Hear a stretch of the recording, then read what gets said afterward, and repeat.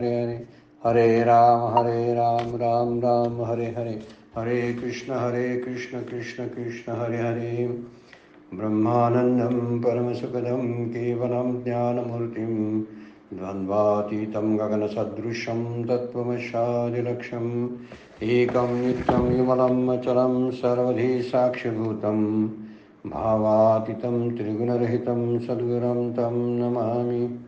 नमामि सद्गुरो शान्तं सच्चिदानन्दविग्रहं पूर्णब्रह्मपरानन्दैशम् आनन्दीवल्लभं सद्गुरो सच्चिदानन्दं केवलं करुणाकरं ज्ञानयोगेश्वरं वन्दे ज्ञानदेवापना पुनः।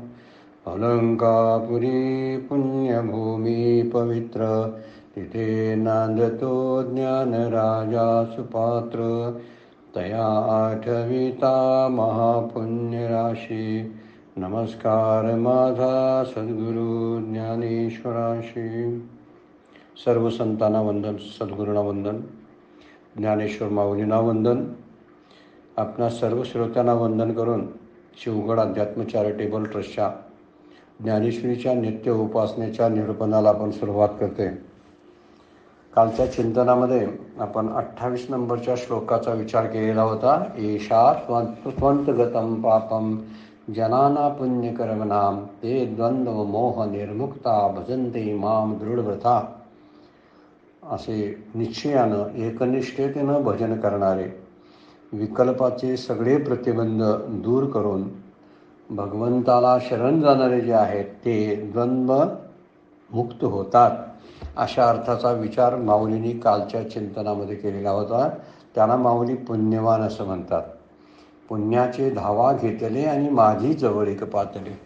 त्यांनी इतकी पुण्य करून ठेवलेली असतात की त्यामुळे त्यांच्या चित्तशुद्धीद्वारे त्यांना ज्ञान प्राप्त होऊन भगवंताचं दर्शन होतं, परमात्म्याचं दर्शन होतं. आणि परमात्म्याचं दर्शन शब्दाचा अर्थ आहे ते ब्रह्म मीच आहे असा अनुभव येणं, यालाच परमात्म्याचं दर्शन म्हणतात. आणि तसाच विचार इथं माऊलींनी पुण्यात्माच्या बाबतीत वापरलेला आहे की पुण्याच्याद्वारे ते कामक्रोधाला जे असणारे जे शत्रू आहेत त्या कामक्रोधादी शत्रूंना बगल देऊन, बाजूला करून, दुर्लक्ष करून त्यांच्याबरोबर बद्दल उदासीन राहून त्या द्वंद्वातून मुक्त होतात.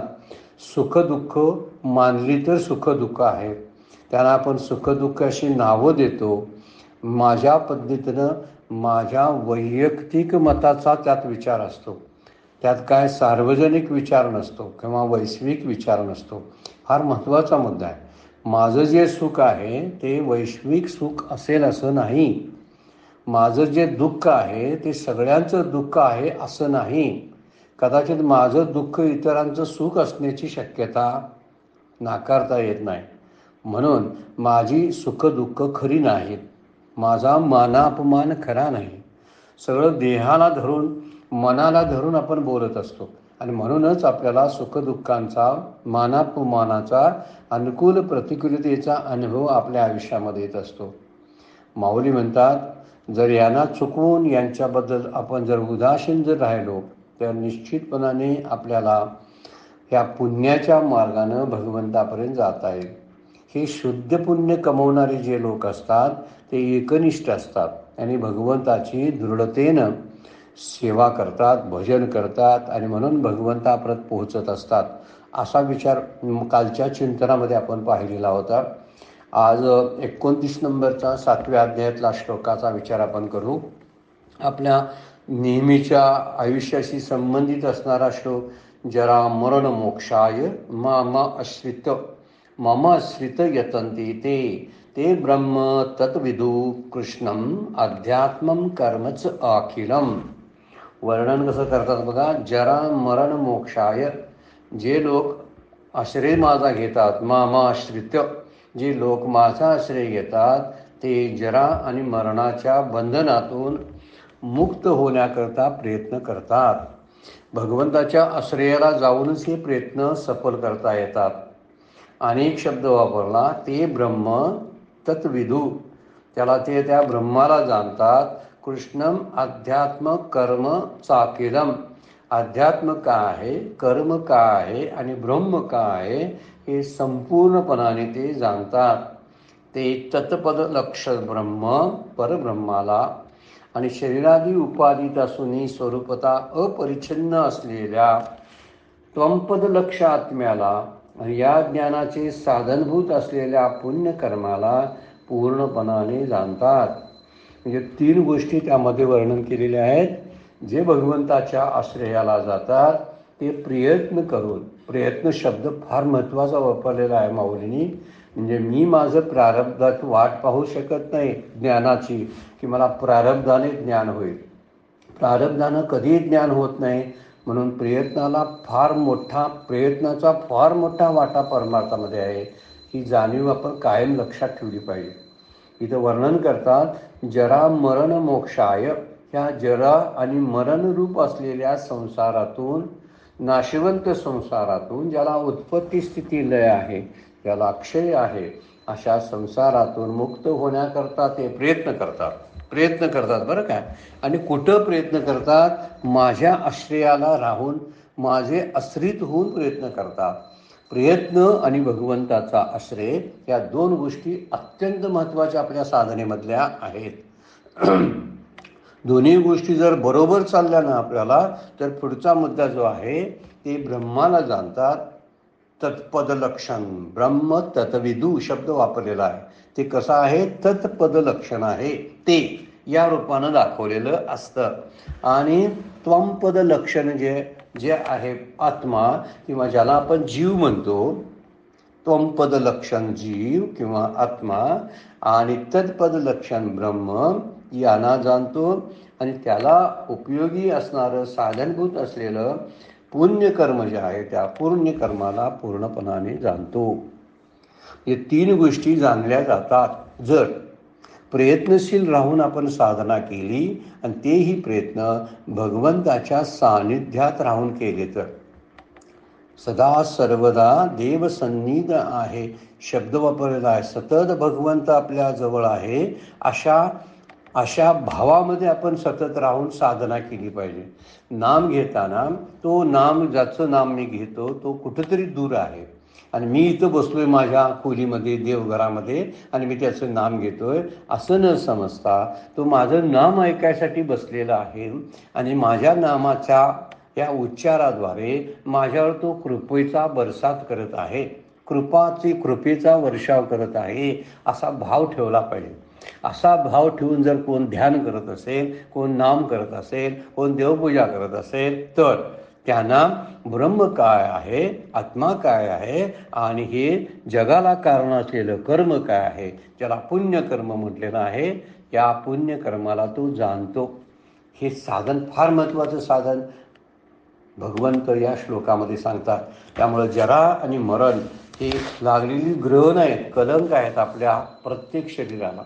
शरीर आहे म्हटलं की जरा आहे, आणि शरीर आहे म्हटलं की मरण आहे. दोन्ही गोष्टी आहेत. आपण ज्याला म्हणतो वृद्ध होणं, त्याला जरत्व म्हणत नाहीत बरं काय, नुसतं त्याला जरा म्हणत नाही. जनरली वर ढोबळमानानं म्हटलं जातं की वृद्ध होणं, याला जरा शब्द आहे. पण जरा शब्दाचा अर्थ आहे काळाच्या अधीन होऊन त्याचा क्षय होत राहणं. आणि क्षय कुणाचा होत नाही? तरुण माणसाला सुद्धा जरेचा त्रास होतो, असं म्हणण्याचा भावार्थ त्यामध्ये आहे.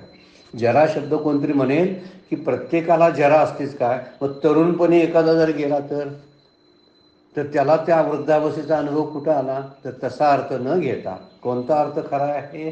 तर क्षय होणं, नाश होणं, रोज हळूहळू त्याच्यामध्ये काय होणे?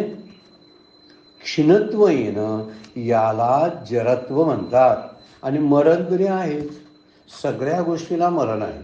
मरण शब्दाचा अर्थ नाश होणे. मग ज्याला उत्पत्ती आहे त्याला नाश आहे. काही वेळ स्थिती असेल, पण स्थितीला किंमत देता कामा नये आपण, पण त्याला उत्पत्ती निलय आहे ही जाणीव आपण ठेवली पाहिजे. ज्यावेळी जन्म होतो त्यावेळी त्याचं मरण ठरलेलं असतं. आणि म्हणून इथं म्हणलेलं आहे जरामरणातून बंधनातून मुक्त होण्यासाठी ते प्रयत्नशील असतात. आणि अशा प्रयत्नातूनच ते ब्रह्म काय आहे, आत्मा काय आहे, कर्म काय आहे याची संपूर्ण काय करतात? ज्ञान करून घेतात. त्यांना ज्ञान होतं, ब्रह्माचं ज्ञान होतं, ते परब्रह्म. ते परब्रह्माशी संमतीत असलेला जीव जो आहे तो जीवच आत्मा आहे. तो जीव आत्मा आहे हे जीवात्माही समजून घेतात. प्रत्येक आत्मा त्याला म्हणतात. म्हणजे एखाद्याच्या आत असलेला आत्मा. एरवी सर्वांच्या हृदयादेशी जी बुद्धी स्फुरे अहर्निशी ती वस्तुगामी म्हणतात.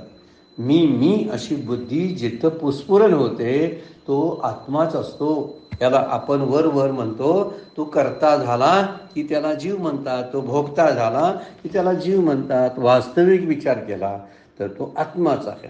ह्या जीवाला आत्मा असं समजून जाणून घेतात.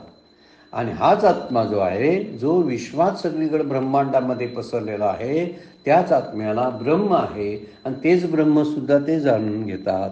आणि तिसरी गोष्ट, या सृष्टीला कारण असणारं जीवाचं कर्म आणि त्या कर्माबद्दल असणारं सगळी माहिती ते जाणून घेत असतात. त्यांना कळते.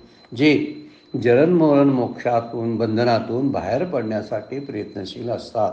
यावरून मुद्दा आपल्या लक्षात आला असेल की जे लोक माझा आश्रय घेतात, खरा मुद्दा आहे आश्रय घेण्याचा. भगवंताच्या आश्रयाला गेलं की जरा आणि मरणाचा आपल्याला अनुभव येत नाही. ते तत्पद लक्ष ब्रह्माला आणि शरीराच्या उपाधी धारण करून राहिलेल्या त्वंपद लक्ष आत्म्याला जाणून घेतात. शरीरापुरता विचार केला तर त्याच परब्रह्माला आत्मा म्हणतात. आणि ब्रह्मांडाचा विचार जर केला तर त्याच आत्म्याला व्यापक असलेलं ब्रह्म म्हणतात. हे दोन्हीचा अर्थ तसाच सेमच आहे. वास्तविक त्यामध्ये काही फरक नाही आहे. कारण आत्मा आणि ब्रह्म एकच आहे. अहम ब्रह्मास्मी ही जाणीव जी आहे तीच जाणीव जी आहे ते तत्त्वम असी या गोष्टीतून सद्गुरू आपल्याला या वाक्यातून सांगतात. ते ब्रह्म जे आहे म्हणजे तत्पद लक्ष जे आहे ज्यानं तत् या पदानं ज्याचं वर्णन केलं जातं ते. आणि ते ब्रह्म तूच आहेस. तू आहेस म्हणजे तू ज्या जीवात्मा जे स्वतःला समजतोस तू जीवात्मा नाही तर तू परमात्मा आहेस. या तिन्ही गोष्टींची जाणीव भगवंताच्या आश्रयाला आल्यानंतर जाते. म्हणून भगवंताचा आश्रय ही मोक्ष गोष्ट त्यामध्ये आहे. भगवंताच्या आश्रयाखेरीज मी कोण आहे आपल्याला समजत नाही. भगवंतच आपल्यावर कृपा करून मला सांगत असतात तू कोण आहेस. आणि भगवंत कृपा करतात ती सद्गुरूंच्या द्वारे संतांच्या द्वारे आपल्यावरती कृपा करत असतात. भगवंत स्वतः काय कृती करू शकत नाहीत म्हणून ते संतांच्या द्वारा आपल्यावरती कृपा करत असतात. माऊलींनी याच्यावरती काही ओव्या ज्या निरूपण केलेला आहे त्याचा विचार आपण करूया. माऊली ॲक्युरेट असं भाषांतर कधी भगवद्गीतेतल्या श्लोकांचं करत नाहीत. अगदी ॲक्युरेट भाषांतर आपल्याला बघायला मिळत नाही. त्यामुळं ज्ञानेश्वरी ही भगवद्गीतेचं भाषांतर आहे असं न म्हणता ज्ञानेश्वरी हा भगवद्गीतेचा केलेला विस्तार आहे. आणि विस्तार म्हणजे ज्या काही महत्त्वाच्या गोष्टी भगवंताची मनोगत होती जी त्या श्लोकातून सूत्ररूपानं कुणाला कळणार नाहीत अशी मनोगत प्रकटपणाने सांगण्याचं काम ज्ञानेश्वरी आपल्याला करते, माऊली आपल्याला करतात. पण माऊलींनी म्हणतात एरवी तरी पारता. एरवी म्हणजे इतर वेळी ज्या प्रयत्नाने जन्ममरणाची निमे कथा, ज्या प्रयत्नाने जन्ममरणाची कथा संपते ऐशिया प्रयत्नाते असता अशा प्रयत्नांना ज्याची इच्छा उत्पन्न करते. विये म्हणजे उत्पन्न होणे. विये शब्दाचा अर्थ आहे उत्पन्न होणं. आस्था म्हणजे इच्छा. हा शब्द खूप वेळा आपण मागच्या ओळीतून पाहिलेला आहे. आस्था म्हणजे इच्छा. जन्ममरणाची कथा ज्या ठिकाणी ज्या प्रयत्नामुळं जाते अशा प्रयत्नाची ज्याची इच्छा उत्पन्न होते असं वर्णन केलेलं आहे. म्हणजे जन्ममरण हा शब्द जरामरण मोक्षाय असा शब्द वापरलेला नाही माऊलीने. जरामरण म्हटलं नाही, जन्ममरण म्हटलेलं आहे. मग जन्ममरण या शब्दाचा अर्थ आहे जन्म ही जरावस्थाच आहे. आणि ते तत्व कसं आहे अज आहे. अज या शब्दाचा विरोधार्थी शब्द जर किंवा जरा. जरा म्हणजे वृद्धत्व, जर म्हणजे वृद्ध अशा अर्थानं. आणि अजर म्हणजे ज्याला वयाचं बंधन नाही असं. म्हणून जन्म मरण शब्द जो वापरला माऊलींनी तो जरा आणि मरण या अर्थानंच घेता येतो आपल्याला. फक्त लक्षात ठेवण्यासारखी गोष्ट काय, जे जन्माला येतात त्यांचा क्षय आहे म्हणून जन्म म्हणजे जरा. जरा शब्दाचा अर्थ आहे क्षय क्षय क्षय होत जाणे, ऱ्हास होत जाणे. तर इथं वर्णन करतात एरवी तरी पार्था जन्म मरणाची निमे कथा. निमे म्हणजे संपून जाते. ज्या ठिकाणी जन्म मरण संपून जातं असा प्रयत्नाची इच्छा ते करतात. ज्या प्रयत्नानं जन्ममरण संपायला पाहिजे यासाठी ते प्रयत्नशील असतात. आपल्या सगळ्या वेदांत शास्त्राचा, आपल्या सर्व साधनेचा उद्दिष्ट एकच असला पाहिजे, म्हणजे माझं जन्ममरण संपवणं. जन्ममरण संपवणे याचा अर्थ मोक्ष प्राप्त करणं, आत्मज्ञान प्राप्त केल्याशिवाय या गोष्टी संपत नाहीत. सगळ्याचा शेवट आत्मज्ञानामध्ये होत असतो. म्हणून शेवट जे होतं ते अशा ज्याला शेवट आहे तेच करावं.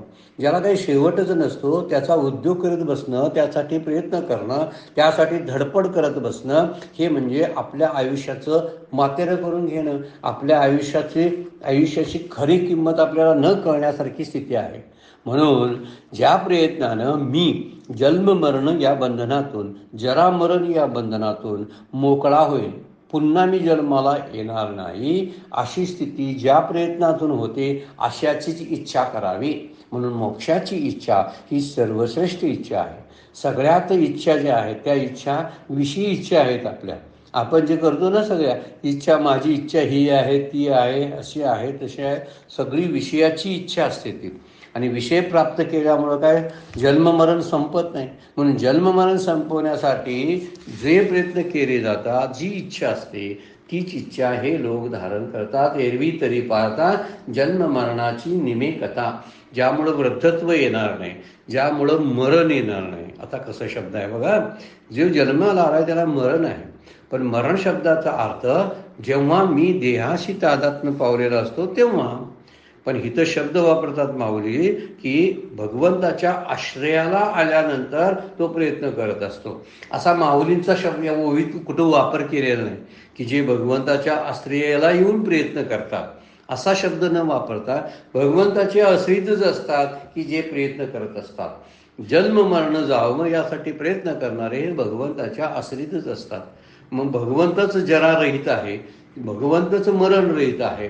भगवंत अमृत तत्व आहे, अमृत असतं त्याला मरण नसतं. आणि अजर आहे म्हणजे भगवंत जर न होणारा आहे, त्याला जरात्व लागू शकत नाही. म्हणून इथं भगवंताच्या आश्रयाशिवाय जरा आणि मरण परंपरेतून बाहेर पडता येत नाही. ही गोष्ट महत्त्वाची या ओवीमध्ये सांगितलेली आहे. ते म्हणतात भगवंताच्या आश्रयासाठी मात्र अन्य आश्रयाचा त्याग करावा लागतो. त्याशिवाय सगळे आश्रय सुटले तरच भगवंताचा आश्रय सिद्ध होतो ना. मला कुणाच्या तरी आधारानं मी राहत असतो, तोपर्यंत मी भगवंताच्या आधारानं राहतो हे मला कळणारच नाही. ब्रह्म जाणं आणि आत्मा जाणं या शब्दाचाच अर्थ आहे मी स्वयंभू आणि स्वयंसिद्ध आहे, मी सुखरूप आहे, मी आत्मरूप आहे. ही जी भावना आहे ही भावना भगवंताच्या आश्रयाला येऊनच करते. म्हणून इतर आश्रयांचा त्याग, अन्य आश्रयानं त्यागा अनन्यता. म्हणजे नारद भक्तिसूत्रातलं एक सूत्र आहे, अन्य आश्रयानं त्याग. अन्य आश्रयांचा त्याग करण्यालाच अनन्यता म्हणतात. आणि जे भगवंताशी अनन्य होतात त्यांच्या जन्म मरण्याची परंपरा संपून जाते. आणि भगवंताच्या आश्रयाला येणं शब्दाचा अर्थ आहे भगवंताला अनन्य भावानं शरण झालं. जे अनन्य भावानं शरण येतात त्यांच्या जन्म मरणाचा त्यांना विचार करावा लागत नाही. ते जन्मतही नाहीत आणि मरतही नाहीत. आणि मरतात कोण हे त्याला कळतं. शरीर मरतं, मी मरत नाही याची जाणीव त्याला व्हायला लागते. म्हणून जे आश्रयाला जातात म्हणजे जे भगवंताचं शरण येतात, भगवंताला जो मज होय अनन्य शरण त्याचे निवारी मी जन्म मरण. माऊलींची ओवीच आहे 9व्या अध्यायामध्ये, चपकल ओवी आहे. या ओवीशी संबंधित आहे तत्वज्ञानाशी. जो मज होय अनन्य शरण त्याचे निवारी मी जन्म मरण, या लागी शरणागता शरण्य मीची एको. मी एकटाच असा आहे की ज्याला शरण येता यावं. अन्य आश्रयांचा त्याग करणारा जो असतो तोच खऱ्या अर्थानं जन्म मरणाची परंपरा संपवून टाकतो. अन्य आश्रय मला जन्माला घालतात, मला मरायला लावतात. अन्य आश्रय कुणाचे आहेत? प्रपंचाचे आहेत, मुलाबाळांचे आहेत, नातलगांचे आहेत, प्रॉपर्टीचे आहेत. या सगळ्या आश्रयानं मी राहतो. माझा बॅलन्स बँकेतला बॅलन्स मला आश्रय वाटतो, घरातलं सोनं नाणं दागिनं मला आश्रय वाटतं, माझी मुलं मला आश्रय वाटायला लागतात. पण खरा आश्रय भगवंत आहे हे लक्षात घेणं फार गरजेचं आहे. जेव्हा आपल्याला वाटतं, एखाद्याला वाटतं माझ्या पोटी मुलं असावीत, म्हणजे मला मी बाप असावा, मला मुलं असावीत, कारण तीच मुलं मला आधार बनून राहणार आहेत. परंतु जगामध्ये असे खूप लोक आहेत की ज्यांना मुलं नसताना सुद्धा त्यांचं जगणं व्यवस्थित चालू आहे, व त्यांना कुणाचा आधार आहे. हा मुद्दा जर लक्षात आपण घेतला तर भगवंत सगळ्याला आधार आहे. त्यामुळं सगळ्याला आधार असणारा तो माझाही आधार आहे, पण त्याला शरण जाणं फार गरजेचं आहे. त्याशिवाय माझं जन्म माझा मरण हे नष्ट होणार नाही. त्यामुळे गीतं वर्णन करतात या श्लोकामधलं, ब्रह्म जीव आणि जगत यांना ते जाणतात. ब्रह्मतत्विदु कृष्णम अध्यात्म कर्म च अखिलम शब्द वापरलेला आहे. म्हणजे ब्रह्म, आत्मा आणि जगाला कारण असलेलं कर्म याची जाणीव ते करून घेतात. आणि म्हणून ब्रह्म जाणायचं आहे म्हणजे अहम ब्रह्मास्मी. नंतर जगात सुद्धा तोच आत्मा पसरलेला आहे. त्यामुळे सर्वम खलविदम ब्रह्म याच अर्थानं जाणून घ्यावं लागतं. एकदा असं सर्वांगानं त्याला जाणून घेतला, म्हणजे जगासहित जाणून घेतला, तर एक जाणलं की सगळं जाणल्यासारखं होतं. असा एक विचार उपनिषद आपल्याला सांगतं. भगवंताला जाणलं की जगाला जाणल्यासारखं होतं. आत्म्याला जाणलं की ब्रह्म ही सुद्धा जाणता येतं. असा विचार या श्लोकामधून आणि ओवीमधून माऊली सांगतात. म्हणून जर पाण्याला जाणायचं आहे, पाणी जाणलं, पाण्याचे तरंग, पाण्यात लाटा येतात, पाण्यात बुडबुडे असतात, पाण्यात फेस असतात, हे पाण्यापासून वेगळे आहेत का सांगा बघू. तसे जगातल्या वस्तू, पदार्थ, जीव हे सगळे वेगवेगळे वाटत असले, तरंग, लाटा, फेस किंवा आणखीन कोणत्या दृष्टीने ते वेगळे वाटत असले तरी त्यातलं तत्व जे आहे ते तत्व, पाणी नावाचं तत्व हे कसं आहे, तसं जाणून घेणं फार महत्त्वाचं आहे. आपण एकाला जर जाणून घेत बसलो तर असे अनेक जन्म जरी गेले तर जाणणं संपणार नाही. त्यापेक्षा असं एकाला जाणून घ्यावं की ज्यामुळं उरलेलं सगळंच जाणता येतं, आणि ते आहे ब्रह्म.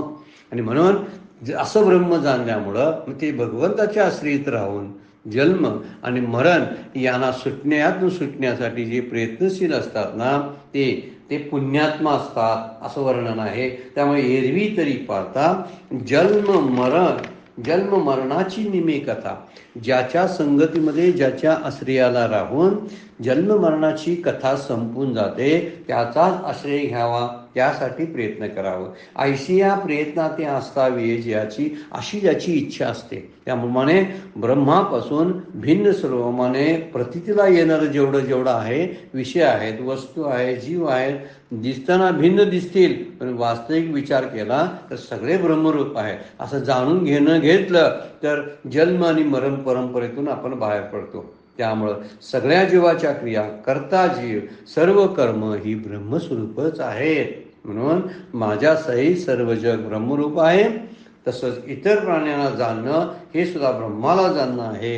आणि आसक्ती रहित आणि फलजनक होत असलेली जी कर्म आहेत ती टाळून कर्म करणं हे कर्माला जाणणं आहे. फलासक्तीचं म्हणजे निष्काम कर्म जे आहे, निष्काम कर्म करणं म्हणजेच कर्माला जाणून घेणं आहे. असे हे जाणणारे जे असतात हे भगवंताच्या आश्रयित होऊन जन्म मरण या दोन्ही गोष्टी आपल्या आयुष्याच्या थांबवू शकतात. ज्याला जन्म आहे त्याला मरण असतं.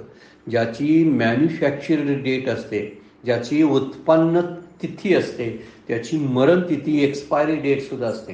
आणि एक्सपायरी डेट असते हे लक्षात घ्या. आता जन्माचा विचार करून चालत नाही आपल्याला. जन्म झालायच ना, तर यातून बाहेर कसं पडायचं याचा विचार केला पाहिजे. म्हणूनच 9व्या अध्यायामध्ये माऊली अर्जुनाला सांगतात की हा कटकटा हे ओकटे लोकीचे उपराटे. अर्जुना जरी अवचटे जन्मला अशितो. आता इथं अवचटे म्हणजे अचानकपणे, काकतालीया न्यायाने, म्हणजे योगायोगानं पुण्य पाप समान झालीत. अशी समान सहसा होत नाहीत, पण झालीत म्हणून तुला मनुष्याचा जन्म प्राप्त झाला. असू दे, आता जन्माचा विचार करू नकोस, तर पुन्हा जन्माला येऊ नये याचा विचार कर. हा मुद्दा फार महत्त्वाचा आहे. त्यामुळे जन्म आहे तर मरण आहे. हे माझं मरण कसं आनंददायी होईल आणि माझं जगणं आनंददायी कसं होईल हे पाहिलं पाहिजे. माझा जन्म हा दुःखदायक काय आनंददायक मला करण्याचे माझ्यामध्ये अधिकार नाही, पण माझं जगणं आणि माझा मृत्यू मात्र आनंददायी करण्याचं माझ्या प्रयत्नानं होऊ शकतं. त्यामुळे जन्माचा विचार इथं उपयोगाचा नाही, तर मरणाचा आणि जगण्याचा उपयोग विचार तो फार महत्त्वाचा आहे. पण इथं भगवंताच्या आश्रयाने त्याला जाणून घेणं फार महत्त्वाचं आहे. म्हणजे स्वतः माझ्यामुळं होतं असं म्हणण्यामुळं अभिमान येतो. म्हणून काय करावं, भगवंताच्या कृपेने सगळं होतं असं त्या सगळ्यांनी विचार करावा. हे मदची स्तव झाले परी म्यानही केले, हा विचार 4थ्या अध्यायामध्ये आपण बघितलेला आहे. माऊली बोलतात हे माझ्याकडून झालं असा म्हणावं. माझ्याकडून शब्दाचा अर्थ आहे भगवंताकडून झालं, पण मी नाही केलं. त्यामुळं जीव नावाचं तत्व निघून जातं. जीव करता आहे ना, तो करता वाटतो तो निघून जातो, आणि करता वाटतो तो निघून गेल्यामुळं माझं कर्तृत्व शून्य होतं, संचित तयार होत नाही, पुन्हा जन्माला येणं शिल्लक राहत नाही. हा मुद्दा त्यातला आहे. त्यामुळे जे जन्म आणि मरणातून सुटका करतात तेच खरे. म्हणजेच काय आहे, मृत्यूतून सुटका नाही, जन्मातून सुटका. तो जन्माला आला तो मरणारच आहे. मरायचं नसेल तर जन्माला यायला नको पाहिजे, हे खरं कारण त्यातलं आहे. आपण काय विचार करायचा, मग परत मृत्यूचा विचार करण्यात गरज नाही. मृत्यू हा जन्माला मिळाला म्हटल्यावर होणारच आहे. मला जर मृत्यूचं भय संपवायचं असेल तर मला जन्मच बंद करावा लागेल, आणि त्यासाठी जे प्रयत्नशील असतात त्याचं वर्णन इथं करायला माऊलींनी सांगितलं आहे.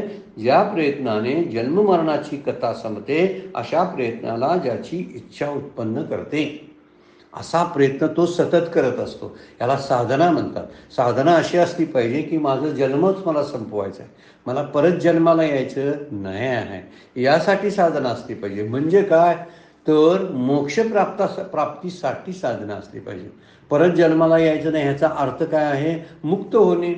मुक्त झाल्याखेरी जन्ममरणाची परंपराच थांबवता येत नाही. त्यामुळं कोणतंही यश आणि अपयश हे भगवंताच्या कृपेनं मला प्राप्त होतं, आणि मी त्याचा भक्त असल्यामुळं ते यश अपयश शांतपणे मी कबूल करणं आणि स्वीकारणं, यामध्येच भगवंताची भक्तीचं तत्त्व दडलेलं असतं. पण आपण त्याचा विचार फारसा करत नसल्यामुळं असं होतं. इथं तोच विचार सांगितलेला आहे, फक्त भगवंताचा आश्रय कधी सोडायचा नाही. म्हणजे काय आहे तर भगवंताच्या अनुसंधानात राहून ही परंपरा आपल्याला थांबवता येते. माझी कर्म ही भगवत अर्पण झाली पाहिजेत ना. जर कर्म भगवत अर्पण झाली नाही तर येऊन चिकटतात. चिकटलेले कर्म संचित बनून राहतात. संचितामुळं जन्म होतो, पुढील जन्म मिळाला, कारण माझी कर्म आहेत ती जर निष्काम झाली तर त्यांची फलद्रूप होत नाहीत, अंकुरित होत नाहीत.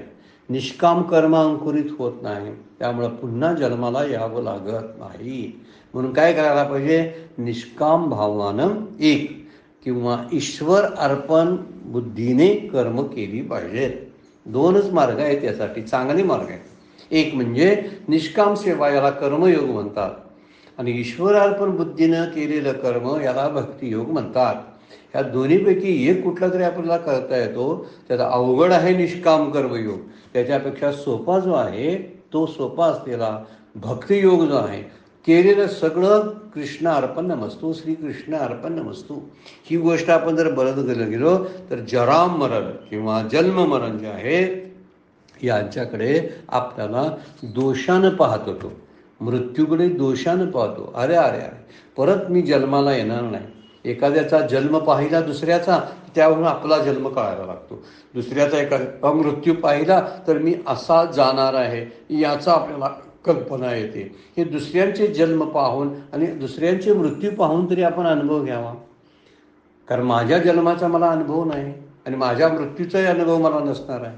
मृत्यू असा येतो की तो त्यालाही कळत नाही की तो जायला लागला आहे, आणि जन्म होताना त्याला कळत नाही की मी जन्माला यायला लागलेला आहे.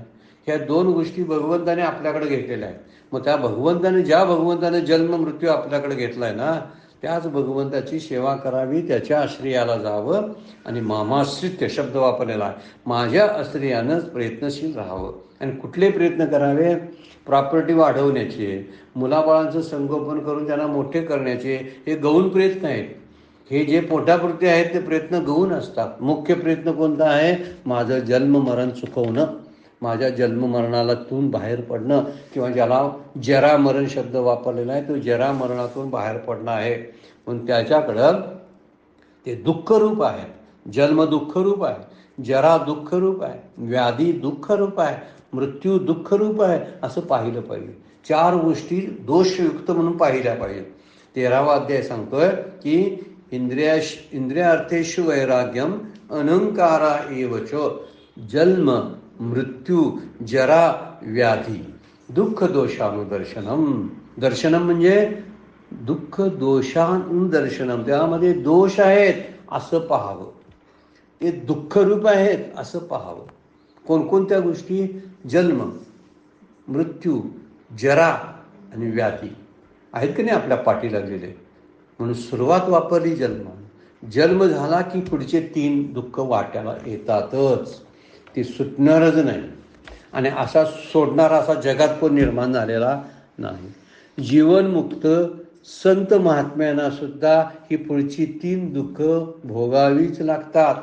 जर एक दुःख सुरू झालं की दुःखाची परंपराच सुरू होते. दुष्टचक्र म्हणायचे याला.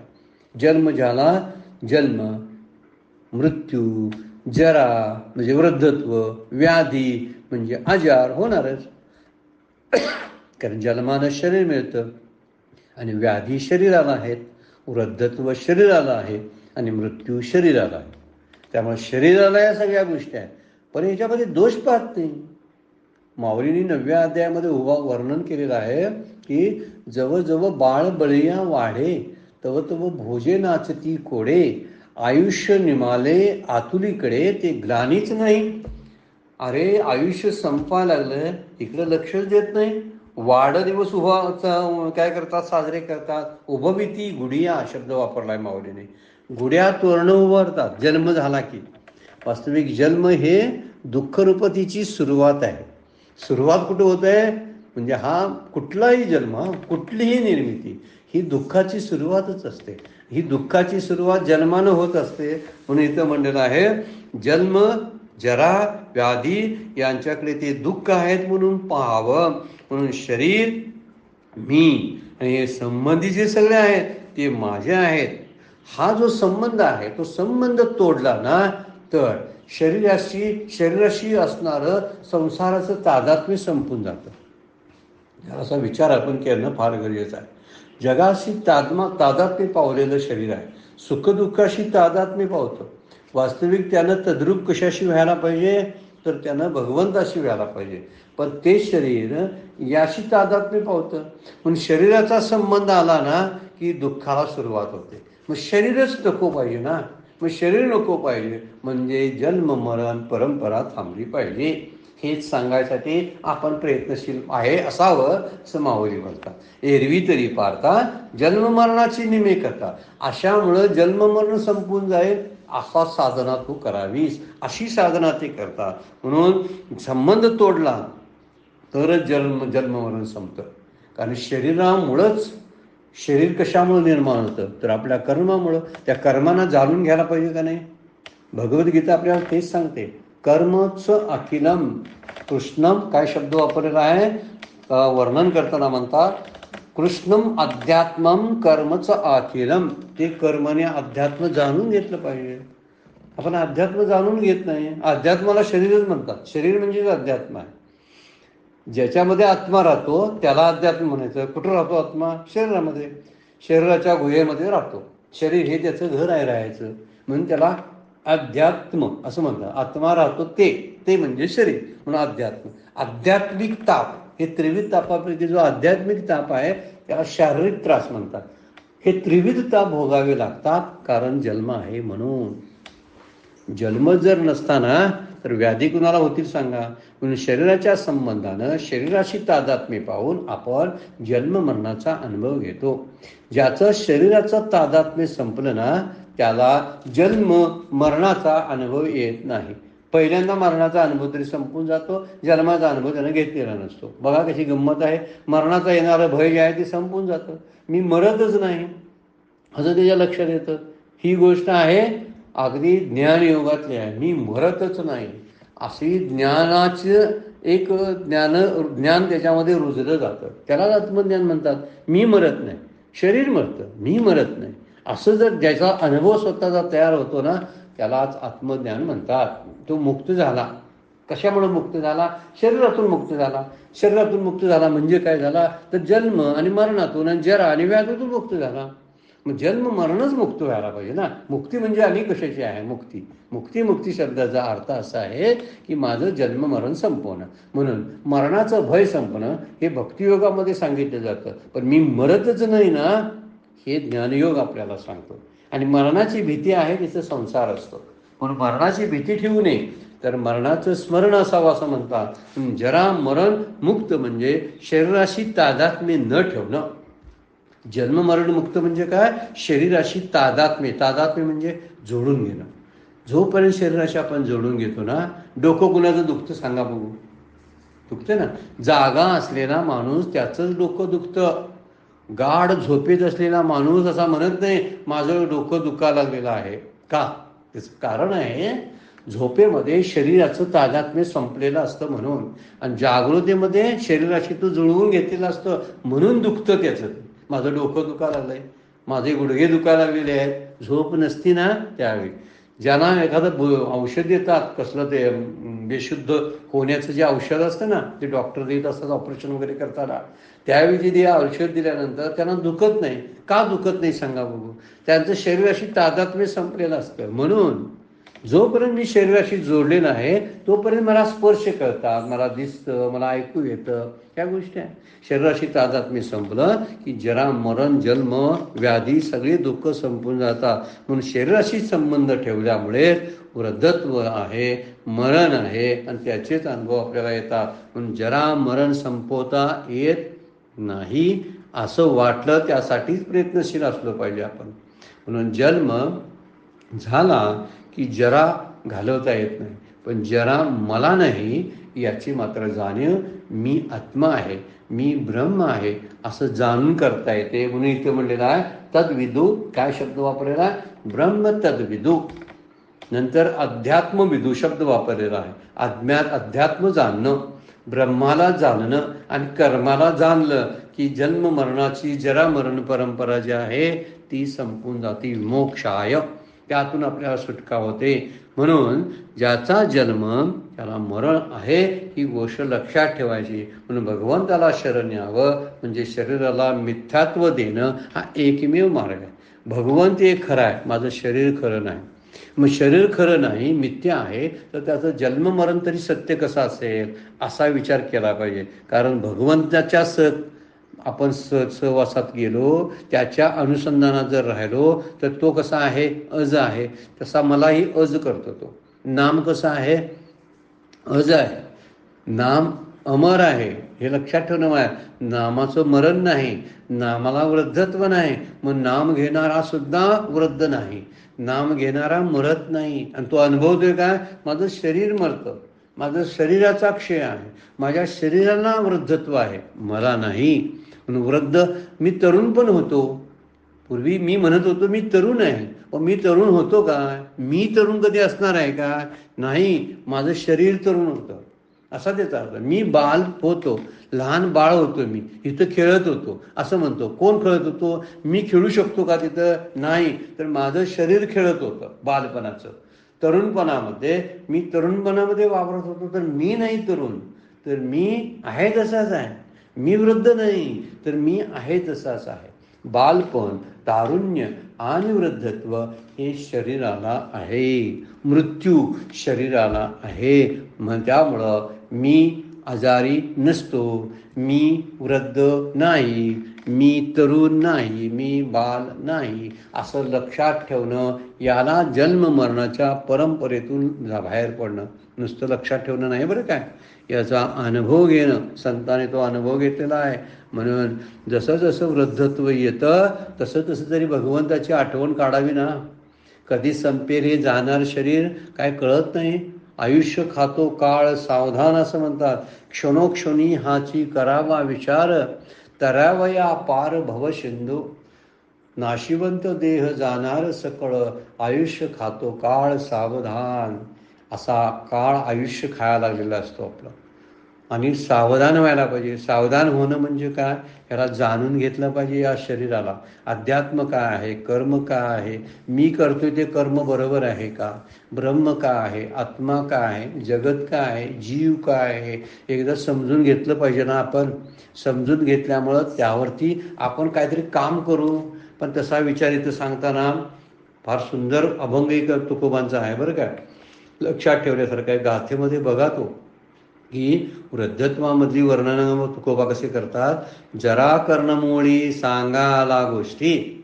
जरा कर्णमुळी म्हणजे कानाजवळचे केस ज्यावेळी पांढरे होतात ना, ते आपल्या कानात येऊन सांगत असतात. कानाजवळचे केस पांढरे होणे. आता लहान वयात मुलांचे पण पांढरे होतात, तो भाग वेगळा आहे. वृद्धत्वामध्ये ज्यावेळी वृद्धत्व आपल्यावरती चाल करायला लागतं, त्याची छाया दिसायला लागते, त्यावेळी कानाजवळचे केस पांढरे झाले की ते कानात येऊन गोष्टी सांगतात. असं म्हणतात मग तुकोबा. काय गोष्टी सांगतात. जरा, जरा म्हणजे वृद्धत्व. कर्णमुळी सांगा आला गोष्टी, मृत्याची या भेटी जवळी आली. काय सांगतात ते कानामध्ये येऊन, तुझं मरण आता जवळ आलंय, अशी ती वृद्धावस्था सांगते. आता माझ्या मना होई सावधान, ओम पुण्याची जाण कार्यसिद्धी. आता भगवंताच्या ध्यानात बस, भगवंताच्या नामात राहा, त्याच्या सानिध्यात राहा. आता माझ्या मना होई सावधान, सावधान हो आणि भगवंताच्या उपासनेमध्ये राहा. शेवटील घडी बुळता न लगे वेळ. शेवटची घडी यायला वेळ लागणार नाही, म्हणजे मृत्यू आला. साधावा तो काळ जवळी आला. जेवढा काळ आयुष्यात मिळाला तो वापरात आणावा. नाही वापरात आणला, वापरात म्हणजे मग मी करतोय जनावरासारखं काम करतोय, तो शरीर वापरणं नाही. शरीराचा खरा वापर आहे जन्म मरणाची परंपरा संपवण्यासाठी शरीर वापरता येतं. साधावा तो काळ जवळ आला. तुका म्हणे चिंती कुळीची देवता, वारावा भोवता शब्द मिथ्या. इतर सगळ्या बाजूला टाकावं आणि भगवंताला शरण जावं. मिथ्या वारावा म्हणजे बाजूला टाकावं. भोवता विभोवता म्हणजे स्त्री भून धन पुत्र संपत्ती धन या सगळ्यांचा विचार बाजूला कर रे बाबा. आणि चिंती कुळीची देवता. कुलदेवता म्हणजे काय, भगवंताचं चिंतन कर. का शेवटची घडी आलेली आहे म्हणून म्हणून मृत्यूचं भय नुसतं करून चालत नाही, तर मृत्यूचं स्मरण असायला पाहिजे. मृत्यूबद्दलचं चिंतन असलं पाहिजे. आपण चिंता करत असतो मृत्यूची, मी आता मरणार, मग कसा मरतोय, काय मला कुठली व्याधी होती, याच्या चिंतनापेक्षा त्याचं चिंतन त्याचं स्मरण असलं पाहिजे. कारण मृत्यूच्या स्मरणामुळे एक प्रकारचं वैराग्य येत असतं. यालाच प्रयत्न म्हणतात माऊली. साधन जे म्हणतात ना, ते साधन करतात ते कोणतं, ICI प्रयत्नाती असता विजयाची म्हणजे काय, असं साधन करतात ज्यामुळं मृत्यूचं स्मरण राहील. रोज जसं देवाला आठवतं ना, तसं मी एक दिवशी जाणार आहे असं लक्षात ठेवावं, म्हणजे वैराग्य येतं. सगळं समस्त संसार मिथ्या वाटायला लागतो. म्हणून अशी कर्म करावीत की ती जन्म मरणास कारण होता कामा नये. यामुळंच शरीराची कृतार्थता होते. शरीर मरत नाही हे कळतं, शरीराला वृद्धत्व नाही हे कळतं. हे जाणणंच म्हणजे अध्यात्म जाणणं आहे. हे जाणणंच म्हणजे कर्म आणि ब्रह्म जाणण्यासारखं आहे, असं माऊली पहिल्या ओळीमध्ये म्हणतात. एरवी तरी पार्था जन्म मरणाची निमिकता, ऐशी या प्रयत्नात आस्थावी जयाची. आजची सेवा सद्गुरूंच्या चरणी भगवान ज्ञानेश्वरांच्या चरणी अर्पण करून विराम घेऊया. पुंडलिक वरदा हरी विठ्ठल श्री ज्ञानदेव तुकाराम.